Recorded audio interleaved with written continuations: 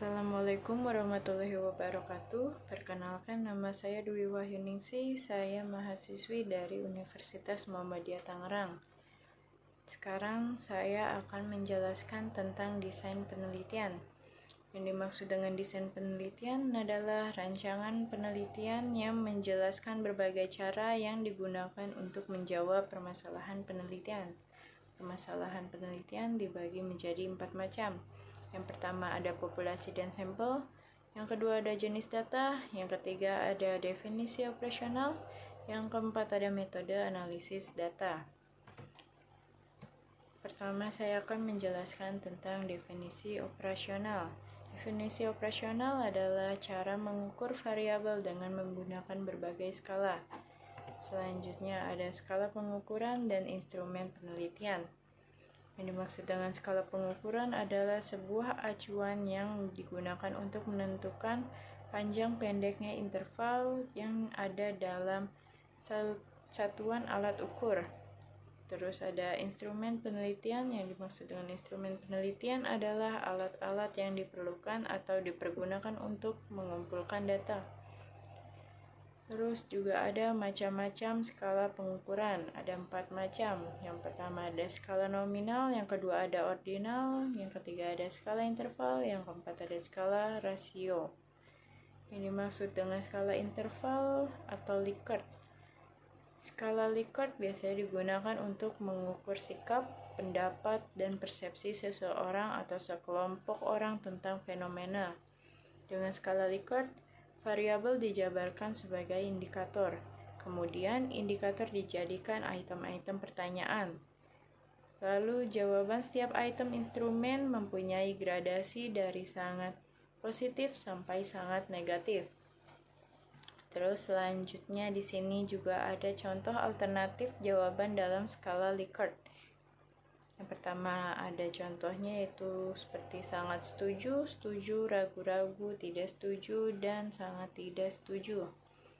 Dan juga masih ada contoh yang lainnya seperti gambar berikut yang ini.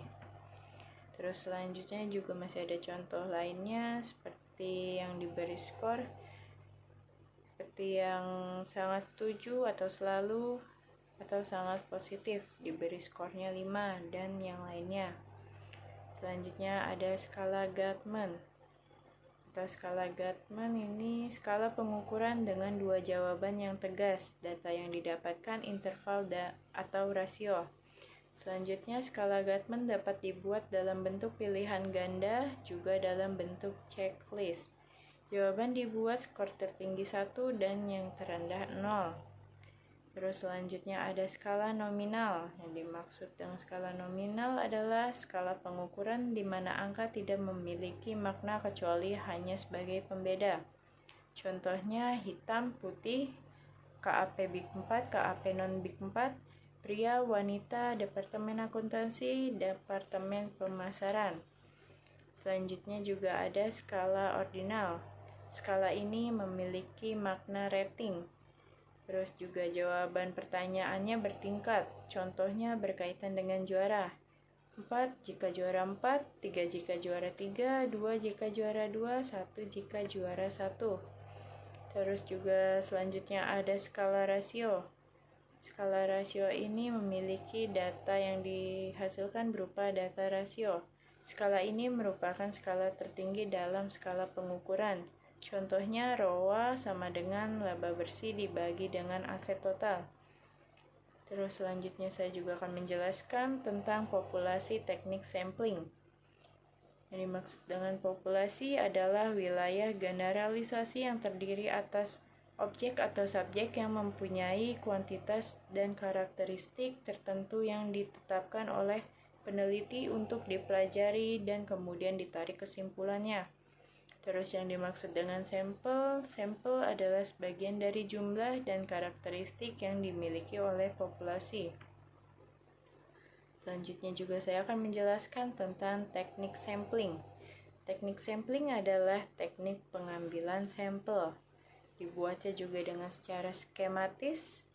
Dan berikut adalah contoh dari gambar teknik sampling. Teknik sampling terbagi menjadi dua. Yang pertama ada probability sampling dan yang kedua ada non-probability sampling. Yang pertama, probability sampling.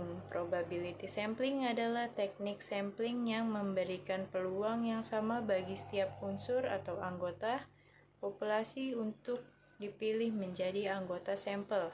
Teknik ini meliputi A. Simple random sampling. Dikatakan simple karena pengambilan sampel anggota populasi dilakukan secara acak tanpa memperhatikan strata yang ada dalam populasi itu. Cara demikian dilakukan bila anggota populasi dianggap homogen. Dan berikut adalah contohnya. Populasi lebih besar juga sampelnya secara acak. Selanjutnya ada tentang proportionate stratified random sampling. Teknik ini digunakan bila populasi mempunyai anggota atau unsur yang tidak homogen dan berstrata secara proporsional. Terus suatu organisasi yang mempunyai pegawai dari latar belakang pendidikan, maka populasi pegawai itu berstrata. Contoh populasinya S1 adalah sebanyak 50, terus SMA ada 300, SMK 500, SMP 100, SD 50. Terus sampelnya S1-nya 14, SMA-nya sebanyak 5, entah itu berapa, SMK-nya sebanyak 139, SMP 28, SD 14. Dan berikutnya ada disproportionate stratified random sampling. Teknik ini digunakan untuk menentukan jumlah sampel bila populasi strata tetapi kurang proporsional. Misalnya, pegawai dari PT tertentu mempunyai lulusan S3 sebanyak 3 orang, S2 4 orang, S1 90 orang, SMU 800 orang, SMP 700 orang, maka 3 orang lulusan S3 dan 4 orang S2 itu diambil semuanya sebagai sampel karena dua kelompok terlalu kecil bila dibandingkan dengan kelompok S1, SMU, dan SMP. Terus ada juga cluster sampling atau area sampling. Teknik sampling untuk menentukan sampel bila objek yang akan diteliti atau sumber data sangat luas. Misalnya penduduk dari suatu negara, provinsi, atau kabupaten. Untuk menentukan penduduk mana yang akan dijadikan sumber data, pengambilan sampel berdasarkan daerah populasi yang ditetapkan.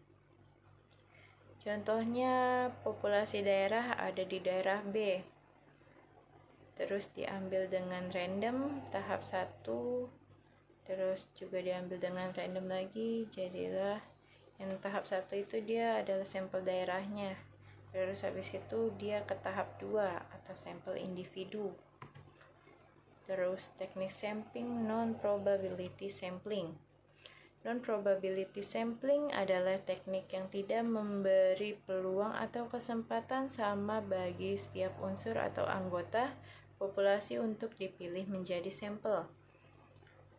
Yang A ada sampling sistematis. Sampling sistematis adalah teknik penentuan sampel berdasarkan urutan dari anggota populasi yang telah diberi nomor urut. Misalnya anggota populasi yang terdiri dari 100 orang. Dari semua anggota itu diberi nomor urut, yaitu nomor 1 sampai dengan nomor 100.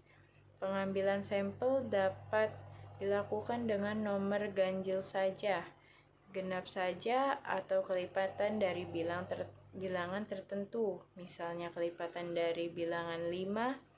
Untuk ini maka yang diambil sebagai sampel adalah nomor 5, 10, 15, 20, dan seterusnya sampai dengan 100.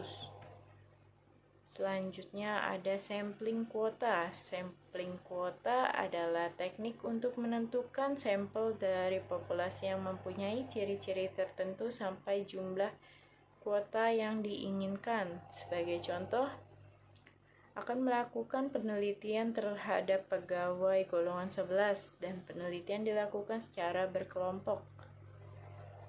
Setelah jumlah sampel ditentukan 100 dan jumlah anggota peneliti berjumlah 5 orang, maka setiap anggota peneliti dapat memilih sampel secara bebas sesuai dengan karakteristik yang ditentukan. Golongan 11 sebanyak 20 orang. Selanjutnya ada yang C, sampling aksidental. Sampling aksidental adalah teknik penentu sampel berdasarkan kebetulan, yaitu siapa saja yang secara kebetulan bertemu dengan peneliti yang dapat digunakan sebagai sampel. Bila dipandang orang yang kebetulan ditemui itu cocok sebagai sumber data. Terus selanjutnya ada yang D, sampling purposive. Yang dimaksud dengan sampling purposive adalah teknik penentuan sampel dengan pertimbangan tertentu. Misalnya akan melakukan penelitian tentang disiplin pegawai, maka sampel yang dipilih adalah orang yang ahli dalam bidang kepegawaian saja. Terus yang bagian E ada sampling jenuh. Yang dimaksud dengan sampling jenuh adalah teknik penentuan sampel bila semua anggota populasi digunakan sebagai sampel. Hal ini sering dilakukan bila jumlah populasinya relatif kecil, kurang dari 30 orang. Istilah lain sampel jenuh adalah sensus, di mana semua anggota populasi dijadikan sampel. Selanjutnya juga ada snowball sampling. Snowball sampling adalah teknik penentuan sampel yang mula-mula jumlahnya kecil, kemudian sampel ini disuruh memilih teman-temannya untuk dijadikan sampel. Begitu juga seterusnya, sehingga jumlah sampel semakin banyak. Ibarat bola salju yang menggelinding, makin lama semakin besar. Pada penelitian kualitatif banyak menggunakan sampel purposive dan snowball. Ini juga ada contohnya dari sampel snowball. Sampel pertamanya misalkan ada sampel A, terus terbagi lagi menjadi 2. Akhirnya ada pilihan B, terus juga ada pilihan C, dan selanjutnya sampai hingga menjadi besar.